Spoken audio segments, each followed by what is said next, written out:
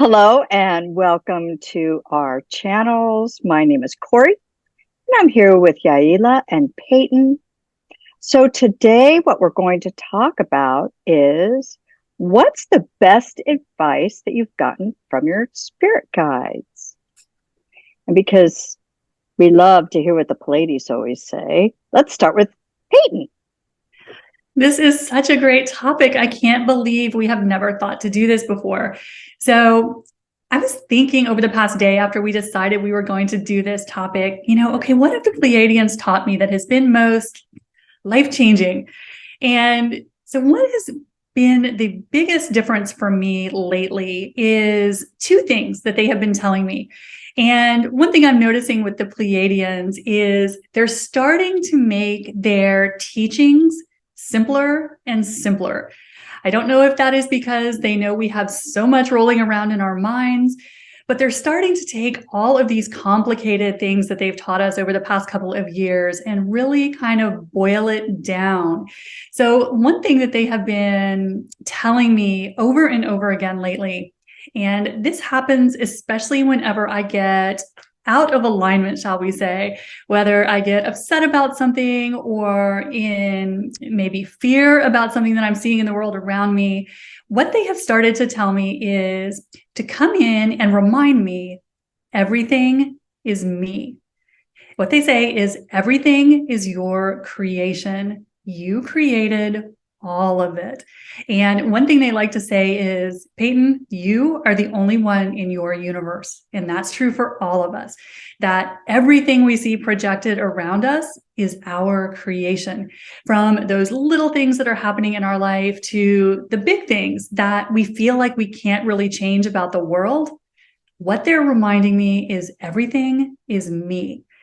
So what they have been telling me to, or sharing, encouraging me to do, is anytime I start to get upset about something or, in a little bit of fear mode, is to kind of stop and kind of reframe what's going on to say that thing, whether it's someone that is making me aggravated or something that I'm seeing in the world that I don't really care for, they have me stop and go, look at that thing specifically, or that person, and say, that is me. That is my creation. And I'm finding that what happens when I do just that simple little exercise is it takes me out of resistance. Because as soon as I look at something that I would otherwise be pushing against and claim it as my creation, I notice my whole body relaxes because it takes me out of victim mode. And it's so easy for us to get into victim mode right now with things we see around us in the world.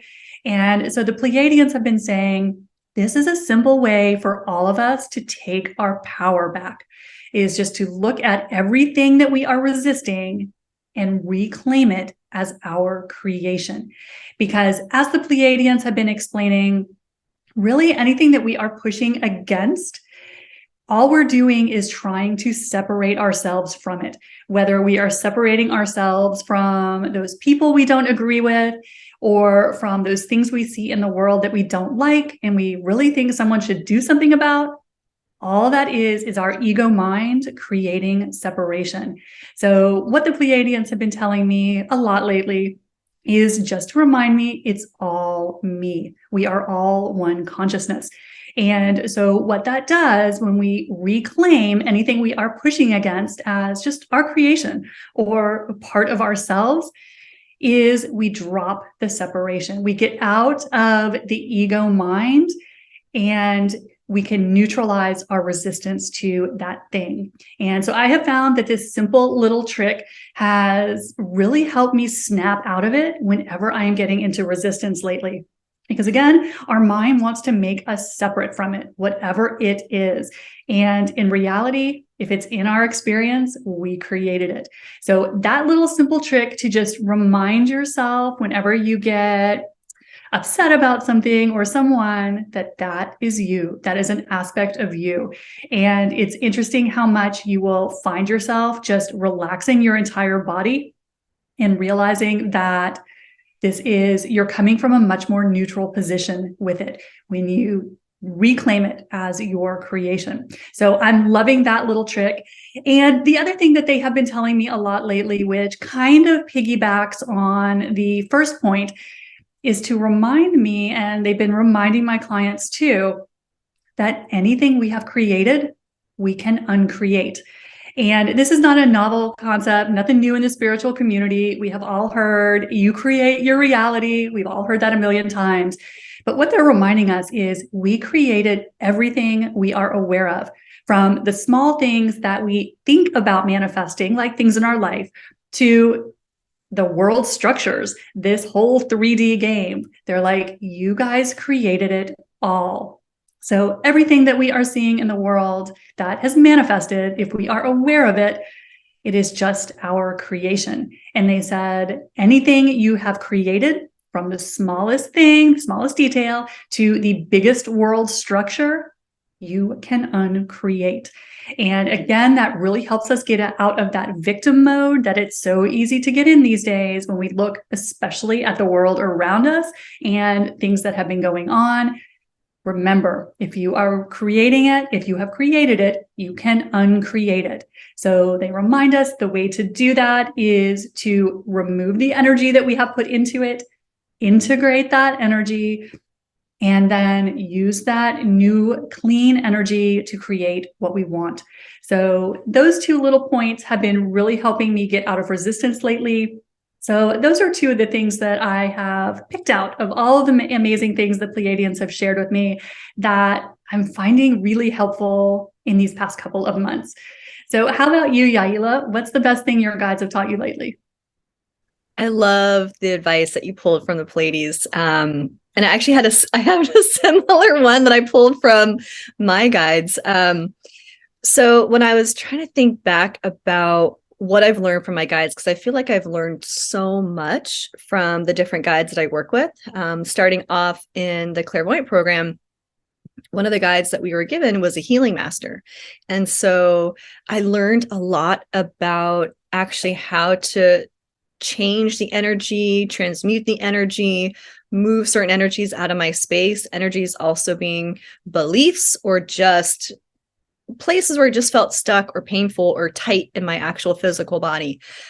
So from my healing master, I really learned how to let some of those energies go and how to shift them out of my space and other people's space. So that's kind of when I was really thankful looking back as far as what my guides have taught me.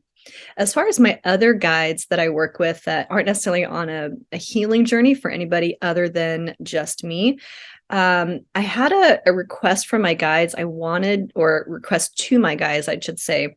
I wanted to know the truth because I found myself in places of seeing the good in people, seeing the potential in people, but how things were showing up in the reality around me were just different than kind of who I knew them at their core to be. And so I asked to be shown the truth and, segue that now into the future where I find the guides were very similar to what you shared, Peyton, as far as like everything is you.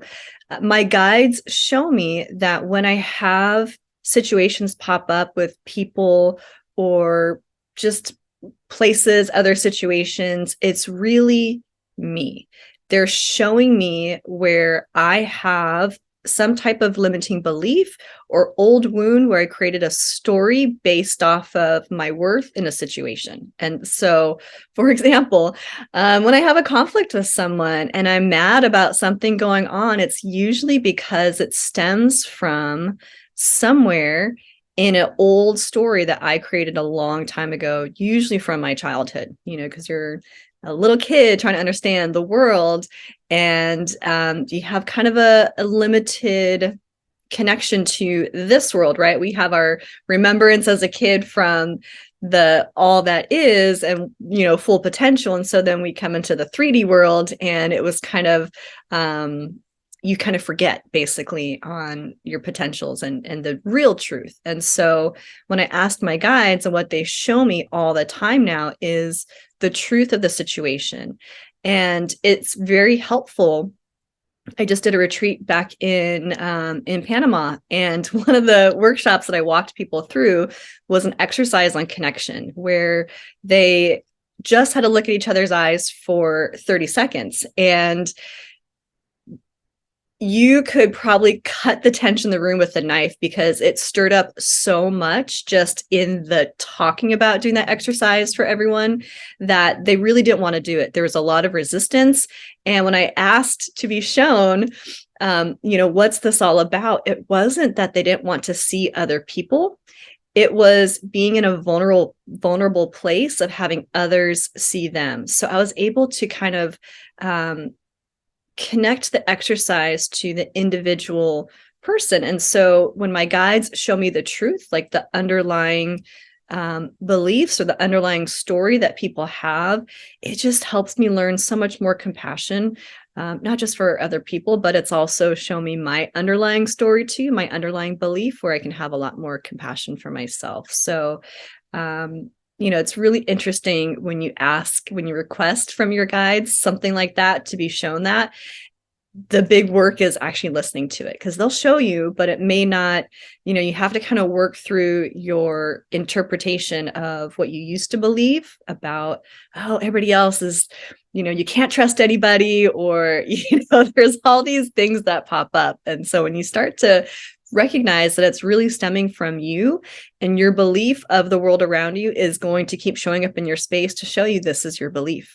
And then you have a choice, once you know it, you can't unknow it. You can start to change it. And I think that's kind of where it's progressed in my journey now, as far as, okay, well, what's showing up is actually based around beliefs that I have about myself. And then I think the last lesson, I should say, I learned from my guides and continue to learn, is actually just how to view things through a lens of love. So it piggybacks on the last, seeing the truth, but then you're also able just to see with a lens of love people's pain points, your own pain points. And when I ask for higher guidance, when I'm giving energy readings or healings for people, and I'm not even sure, sometimes people are like, okay, this, and all these things, then and then, I don't know what to do with all of this. And it's like 5 different categories, and so as a person, I don't know where to start with that. So I just ask my guides, okay, where do I start with this person? And it's usually starting with a lens of love, meaning looking at where the person's coming from, looking at what challenge is going on, and then helping them pinpoint the belief on what they have around that. So my guides teach me every single day how to see the real truth, right? Truth with the capital T. No matter what's going on, you can look to the core of something. And then they teach me how to look at it through a lens of love. So even if something or someone is having a challenge with me, or I'm having a challenge with them, like, you get to see, they give me a lens of love where it's like I can see their wound and my wound, how they're interacting with each other. And it's just, it takes the pressure off. It takes the foot off the gas pedal. Because in my past, before having that support from my guides, I mean, it could blow up into really big situations where the egos are now in full charge and not our hearts. So very thankful for being open to my guides and being able to understand the lessons, because they come in way more subtle than you would probably expect them to come in. But that's what I've learned from my guides. How about you, Corey? You're so awesome, ladies. Just love it. And Peyton, when you were saying, it's me, Pleiades saying, it's me. The first thing that pops into my head, well, if you spot it, you got it. Darn it. It's the truth. So, spirit guides, for me, spirit guides, it took me a while to really realize who or what the messages from my guides, who they were, and what their voice sounded like. And hindsight is always 20/20. So I've realized that, have you ever just gotten this random thought in your head? You go, oh, that's interesting. Okay. But then it becomes kind of this like theme in your life. That's a sign. It's messages from your guides. And that's actually how it started for me. So one of the things that my spirit guides taught me is that, and I'll never forget it. I know also too that when I have these thoughts where I'm like, wait a second, where did I hear that from? Where did I hear that from? And then I hear my guides go, hello, hello. My guides have a wicked sense of humor. So one of the things that uh, the advice that they have given me is there will come a day, and I remember hearing it very clearly. There will come a day where you will not be able to trust what you see or what you hear, but it is your intuition that is going to get you through the days ahead. Like, oh, that's interesting. Oh, okay. And I find that when I get messages, that when I'm out in the world or having experiences, that those words come back. And I go, oh, that's right. That's the advice that was given to me. Another advice that I got from my, really good advice I got from my spirit guides is love is all that matters. It's like, And it came at a time when I was frustrated. I had some frustration in my life. And I remember hearing myself saying, what is wrong with people? Why can't people just love each other? All I understand is love. Like, that's all I do is love. Like, what is wrong with people? And again, it was turned back to me. And my guide said, love is all that matters. What you do, what you're doing is all that matters. That happens to be love. And I was like, okay, all right. And then another advice that I got from my spirit guides, which coincides with yours, Yaila, is the truth. My whole life, I saw people's higher self or the best sides of them. And I would treat people as their souls were, because I was looking straight to their souls. Did I know this? No. But I started to need to know what the truth was, because I really didn't want to see people in what I perceived at that time in a bad light. Because naturally, yes, I did see people, the best of people. But it got me in trouble.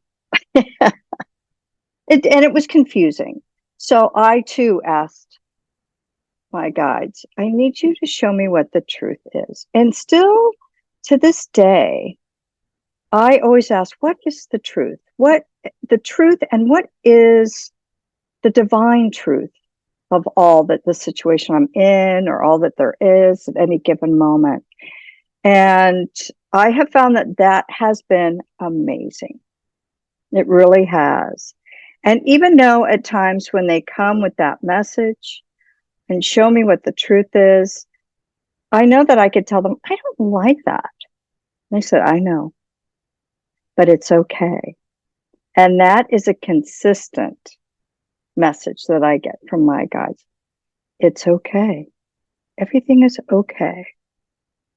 And that's been going on for years, where situations blow up or, things speed up in the world. I'm like, oh my God, okay, it's okay. Everything is okay. Suddenly I just get really calm. I hear that often. So I love my guides, and I love how they can pop in a situation and I always say they're words of wisdom. For me, they just pop in with these words of wisdom. And they repeat, and it's never just a one and done, I find.